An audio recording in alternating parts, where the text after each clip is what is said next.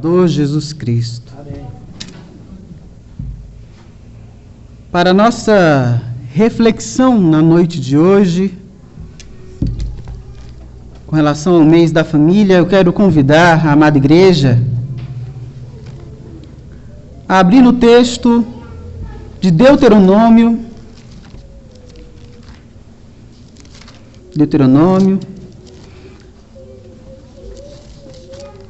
capítulo 6,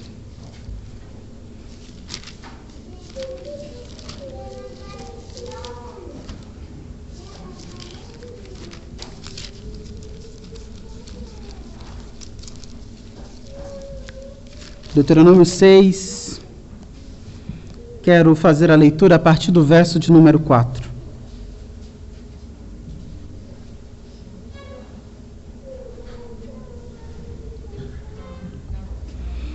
Deuteronômio 6, a partir do verso 4, a palavra de Deus nos diz assim: Ouve, Israel, o Senhor nosso Deus é o único Senhor. Amarás, pois, o Senhor teu Deus de todo o teu coração, de toda a tua alma e de toda a tua força. Estas palavras que hoje te ordeno estarão no teu coração. Tu as inculcarás a teus filhos, e delas falarás assentado em tua casa, e andando pelo caminho, e ao deitar-te, e ao levantar-te. Também as atarás como sinal na tua mão, e te serão por frontal entre os olhos, e as escreverás nos umbrais de tua casa e nas tuas portas. Pai amado, nós clamamos o teu nome, e suplicamos, Senhor Deus, que ilumine a nossa mente e o nosso coração, que teu Santo Espírito poderoso possa iluminar e direcionar a nossa vida conforme tua palavra, Senhor. Essa é a oração que fazemos e agradecemos em nome de Cristo Jesus. Amém. Vivemos em dias de terceirização, tudo hoje pode ser terceirizado. Terceirizamos desde de trabalhos dos outros. Para que fazer um serviço se eu posso pagar alguém para fazer? E na terceirização da vida, a gente terceiriza a educação dos nossos filhos, a gente terceiriza também até a instrução e a fé dos nossos filhos. Acreditando que tudo pode ser terceirizado e depositar na responsabilidade dos outros, deixamos para os outros fazerem, e quando os outros não fazem, os culpamos e os responsabilizamos por terem feito mal feito ou deixarem de ter feito. O que, na verdade, muitas vezes, muitos de nós fugimos de responsabilidades nossas. Sabe aquela cena quando a mãe pede para o filho, arruma a cama, e aí o filho pede para o irmão, e aí quando a mãe diz, a cama não está arrumada, e diz, olha, mas eu pedi para o outro arrumar, o outro não. A culpa é do outro, não é minha, eu responsabilizei o outro para fazer aquilo que era meu trabalho. Sabe, meus amados irmãos, às vezes é necessário, existem circunstâncias, contextos pessoais e particulares que nos impedem de cumprir muitas de nossas responsabilidades, então somente outros podem cumpri-las de fato. Mas algo que nas Sagradas Escrituras enfaticamente exige de que nos responsabilizemos é com relação à instrução daquilo que o Senhor passa para nós. Nós estamos diante do livro de Deuteronômio. Deuteronômio significa segundo e lei. É o segundo discurso de Moisés acerca da lei do Senhor. É o livro que Moisés está escrevendo para o povo que está entrando na terra prometida. Vejam só, 40 anos se passaram no deserto, todo o povo que saiu do Egito já havia sido morto, morreram pelo caminho. Os filhos destes entrando na terra prometida, Moisés se levanta, repete toda a lei para que o povo que adentrasse na terra prometida entrasse consciente daquilo que o Senhor já havia ensinado a Israel. E quando Moisés reúne o povo e assim fala, ele diz: ouve, Israel, ouve, povo, o Senhor nosso Deus é o único Senhor. Mostrando a realidade de crença que contrapõe todos os outros povos, os quais cercavam. Não havia outro credo que dissesse que havia um único só Senhor. Eles estavam no Egito, adoravam diversos deuses, estavam passando por outras terras, terras estas que tinham diversos deuses. E na tentação de servir outros deuses, na hipótese de ser convencido de que haveria outros seres divinos para serem adorados, o profeta Moisés, ele diz: ouve, povo de Deus. O nosso Deus, o Senhor, veja no seu texto, letras garrafais, o Deus da aliança, o Todo-Poderoso, ele é o único Senhor. Não há outro igual. Não é uma questão de opinião, de achismo. É a forma como Deus, revelado nas Sagradas Escrituras, se apresenta, se revela, se mostra. E Moisés ensina isso. Tudo bem. Nós temos esse Deus todo-poderoso, único, absoluto.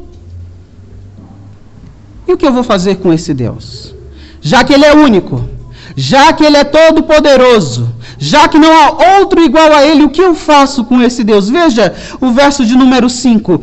Amarás, pois, o Senhor teu Deus de todo o teu coração, de toda a tua alma e de toda a tua força.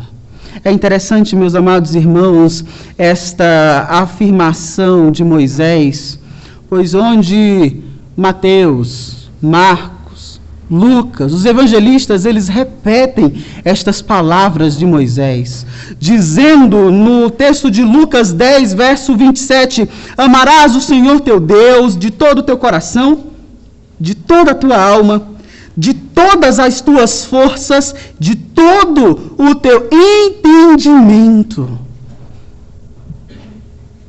Se pensarmos que o texto do Antigo Testamento, escrito na língua hebraica, onde o coração não é apenas o centro afetivo, mas também por onde passa a razão, a forma objetiva de se pensar, o cálculo, o raciocínio. E Lucas, quando escreve para um povo de fala grega, ele fala de todo o teu coração, mas ele acrescenta dizendo de todo o teu entendimento, porque o amar, a ideia do devotar a Deus é este amor, ser intenso, onde não é uma opção.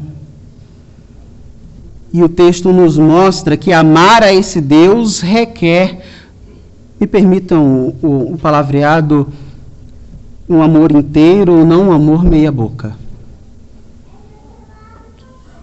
Pela metade. Quem gosta de ser amado pela metade? Quem gosta de ter a metade da atenção de alguém? Mas quando Moisés ele fala isso, ele diz ame.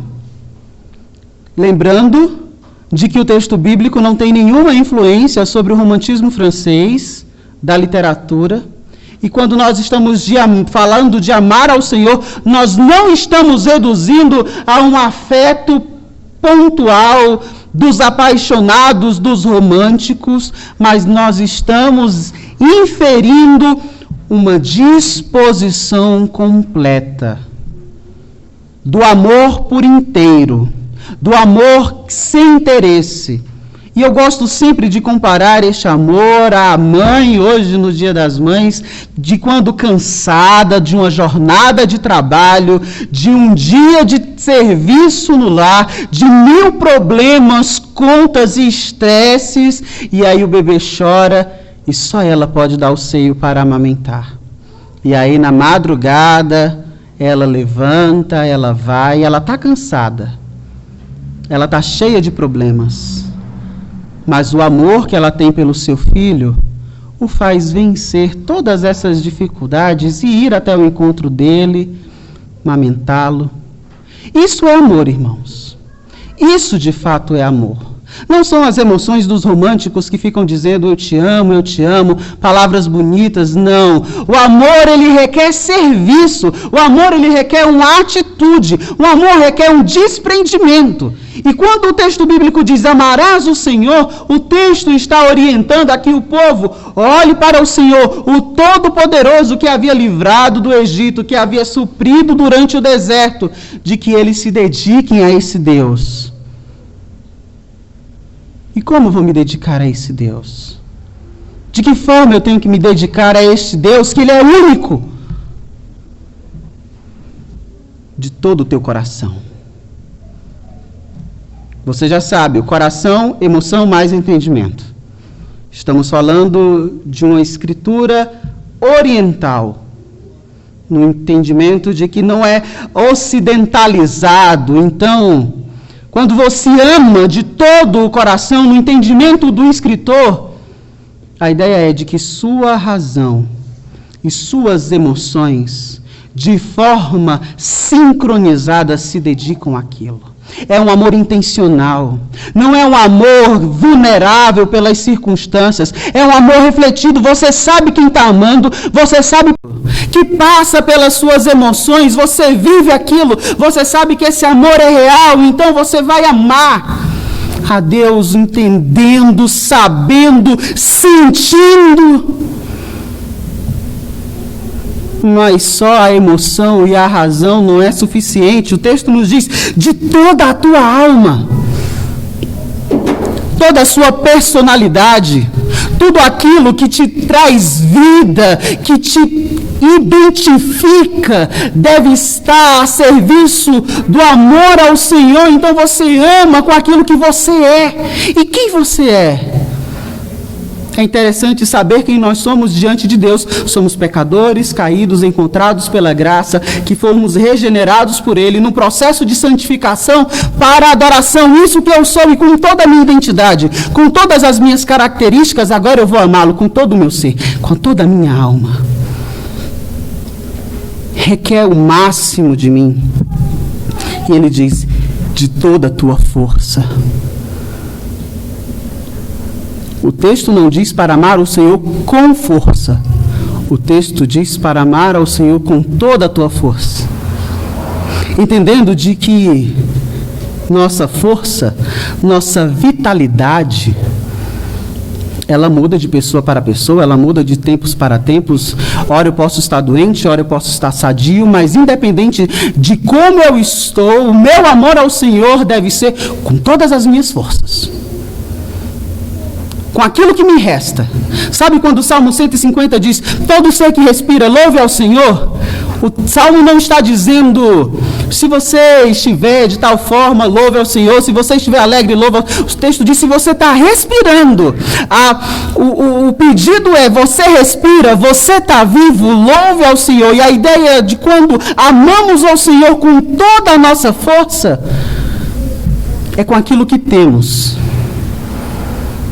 É aquilo que o Senhor garante a nós. Isso que é exigido quando se é chamado a amar a Deus, a se dispor a Deus, a servir ao Senhor de forma integral, completa, desprendida, inteira.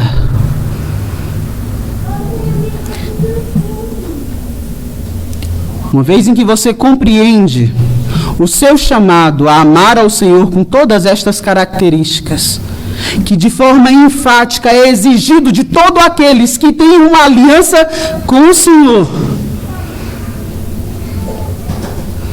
O profeta diz, estas palavras que hoje eu te ordeno estarão no teu coração. Você vai olhar o seu coração, a sua alma, a sua força, todo o seu entendimento, todo o seu ser, você vai olhar para o Senhor, o Todo-Poderoso, o único, você vai equilibrar tudo isso e você, passando pelo seu coração, sentindo, vivendo, entendendo, sabendo quem é o Deus a quem você adora, conhecendo o Deus a quem você serve, sabendo que Deus é esse que se revela, qual a vontade, o que Ele prescreve, o que você vai fazer. Agora você conhecendo este Deus, você que é conhecedor de Deus, que busca amar ao Senhor de forma tão real, tão intensa, tão verdadeira, tão sentida, tu inculcarás a teus filhos. Sabe, meus amados,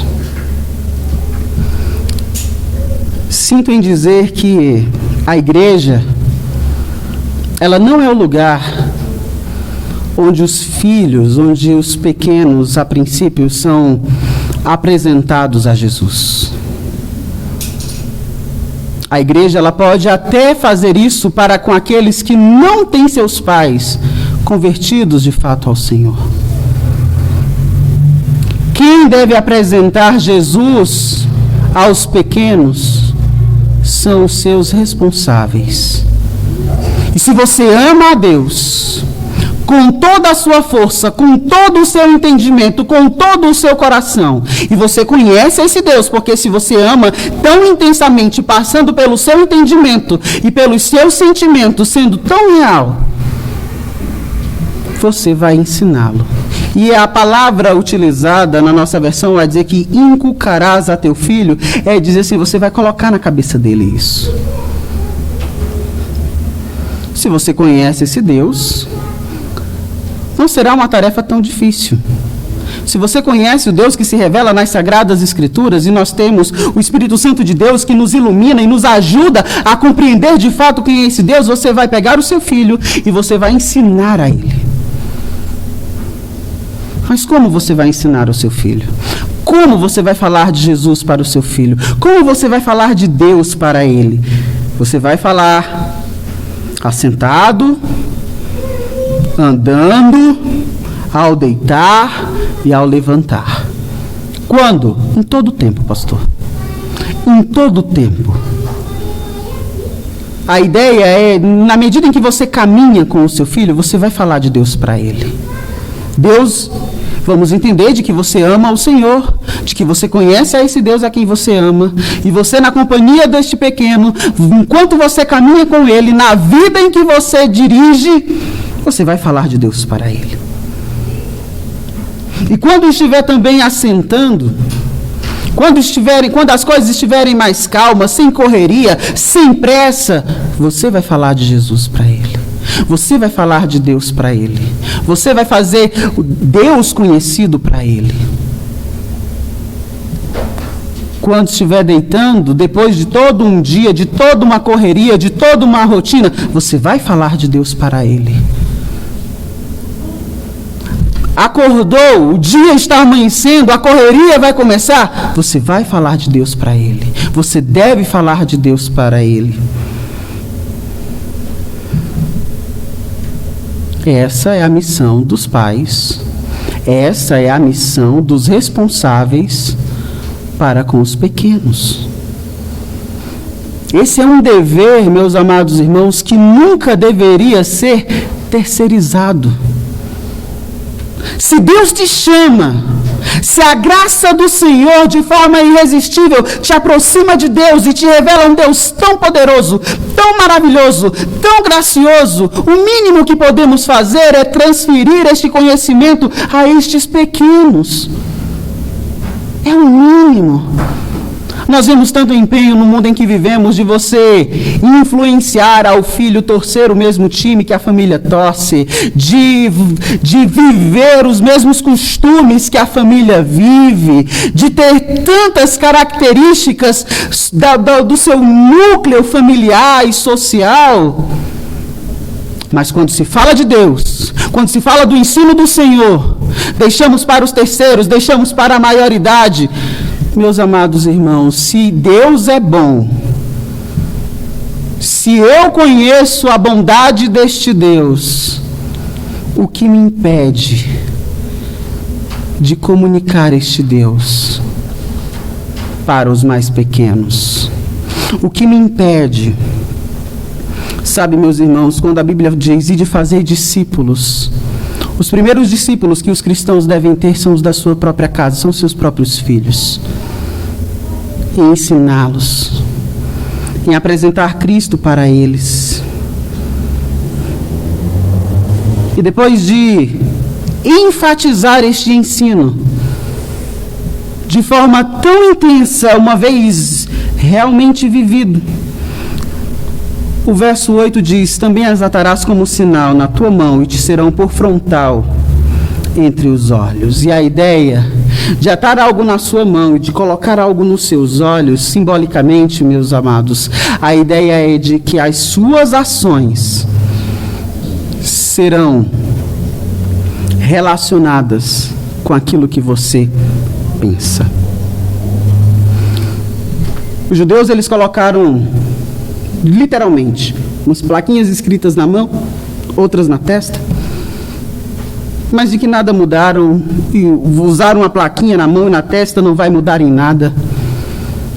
Mas a ideia do texto é: naquilo que eu faço e naquilo que eu penso, a minha prática e a minha teoria estarem harmoniosamente equilibradas. E aí o texto nos diz: e as escreverás nos umbrais de tua casa e nas tuas portas.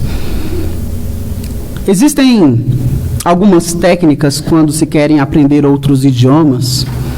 E alguns professores, eles orientam a você pegar o nome e colar em todos os objetos o nome no idioma que você estuda. Se é o inglês, você vai colocar lá no liquidificador o nome em inglês, na panela, em todos eles você vai colocar para que você se acostume com aquilo e você olhe para aquilo e você veja, você aprenda, de tanto você ver, de tanto você copiar.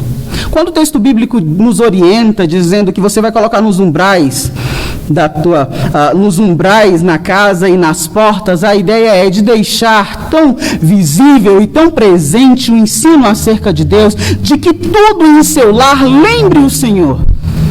Lembre-se, você ama o Senhor com todo o seu entendimento, você ama o Senhor com todas as suas forças, logo, todos os recursos que estão possíveis e ao seu alcance serão utilizados para que o Senhor seja apresentado no seu lar e os seus que estão sendo criados naquele ambiente conheça esse Deus Todo-Poderoso, conheça este Senhor sendo ensinado.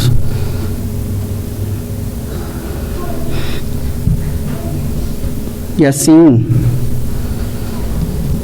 na vida, na condução, na criação dos filhos,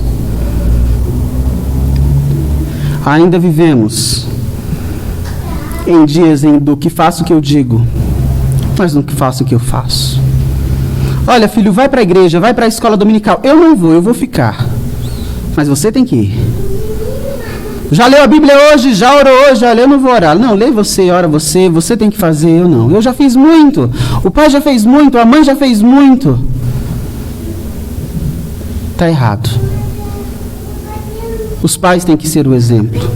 Os pais têm que ser os primeiros a incentivar os menores. Só assim demonstraremos o amor sincero, real, vivido e apreciado de verdade. Do contrário, seremos frustrados. Como somos frustrados quando nos envolvemos em relacionamentos que não são por inteiro. E sabe, meus amados irmãos, talvez há quem aceite conviver num relacionamento pela metade. Mas o Senhor não se relaciona conosco pela metade. Cristo tornou-se carne, habitou entre nós. O próprio Deus se humilhou de toda a sua glória e, vivendo a realidade das limitações de um ser humano, foi morto, sepultado. Antes disso, teve fome, teve sede, teve sono, ele sentiu as dores e as agonias. Deus sabe o que um ser humano, nas suas limitações, pode passar. Ele não nos amou pela metade, ele não está tão transcendente mas Ele está presente. E Ele se relaciona, e Deus nos ama por inteiro, Ele se entregou por inteiro. Não tente se relacionar com o Senhor pela metade. Ame o Senhor por inteiro. Ame o Senhor. Ai, pastor, mas eu não sei, eu tenho dificuldade, eu tenho algumas limitações. Dentro das suas limitações, busque conhecer o Senhor e ensine acerca do Senhor no seu lar. Não deixe com que as suas limitações te impeçam de cumprir uma responsabilidade intrínseca àqueles que o Senhor chama à paternidade, à maternidade, à vida e à instrução dos pequenos. Ou até mesmo quando tios, quando avós, e que exercem influência sobre estes menores. Mas que possamos falar do Senhor. Deus, Ele é bom, meus amados. Deus, Ele é maravilhoso. E não ensinar aos pequenos acerca da grandiosidade, da bondade, da misericórdia, da graça desse Deus, reflete um egoísmo de nossa parte em reter para nós tanto deste amor, tanto desta graça, e não dizer para os pequenos deste amor, desta graça e dessa transformação que o Senhor traz a todos aqueles que o amam e devotam este amor por inteiro. Quando a Bíblia nos ensina em amá-lo com todas as nossas forças, por vezes, nossas forças lutarão contra esse próprio Deus, porque há vontades nossas, há desejos nossos que são contrários ao Senhor. Mas se eu amo com todo o meu intelecto, com toda a minha alma, com todo o meu coração, eu me curvarei diante da soberania de Deus, da vontade do Senhor, e sujeitarei tudo aquilo em que nas minhas forças eu digo, este sou eu, e o Senhor diz, mas eu te faço assim. Deus muda, Deus nos transforma. Não há personalidade, não há características identitárias pecaminosas que o Senhor não possa transformar na nossa vida. E isto só será feito quando Deus, na sua soberania, na sua graça, abrir os olhos e fazer entendendo, tipo, eu sou o que sou. Moisés, diante de Deus, disse, olha, Senhor, eu sou limitado na fala, eu não posso fazer, e Deus usou Moisés. Jonas quis fugir da presença do Senhor, não querendo cumprir sua responsabilidade como profeta. Deus usou Jonas. Pedro mentiu, negou o Senhor Jesus. Deus ainda continuou usando Pedro. Talvez você possa pensar, eu não amo Deus o suficiente. Talvez você possa pensar, eu não amo o Senhor de forma suficiente. Sou vulnerável em vários aspectos, no meu intelecto, na minha força, na minha alma, diante de Deus. Mas sabe, meus amados, apesar das nossas vulnerabilidades, apesar das nossas limitações, apesar da nossa incapacidade de amá-lo inteiramente, não impede que o Senhor realize sua obra por inteiro na nossa vida. E a Ele toda a glória, a Ele todo o louvor. E que, conhecendo este Deus que é revelado nas Sagradas Escrituras,